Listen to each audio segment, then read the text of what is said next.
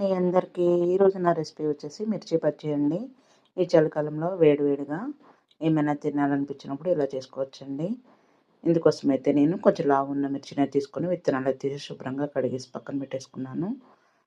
తొందరగా చేసుకోవాలంటే ఇలా చేసుకోవచ్చండి సింపుల్‌గా. వాము, జీలకర్ర, ఉప్పేసి మిక్సీ పెట్టేసుకోవాలి పొడిగా పట్టేసుకొని పక్కన పెట్టేసుకోవాలి. ఇప్పుడు శనగపిండిలోకి ఉప్పు, సోడా ఉప్పు అయితే వేసేసి బాగా కలిపేసి పక్కన పెట్టుకున్నాను. ఇప్పుడు ఈ మిర్చిలోకి వాము, జీలకర్ర పొడి పెట్టేసుకోవాలండి. ఇప్పుడు ఈ శనగపిండిలో కొంచెం వాము కూడా వేసాను. వేసి కలిపేసుకోవాలి.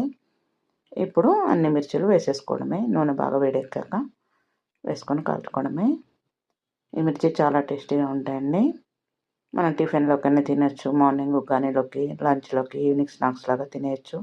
నేను మిర్చిని ఒక్కొక్కప్పుడు ఒక్కొక్కలా చేస్తూ ఉంటానండి.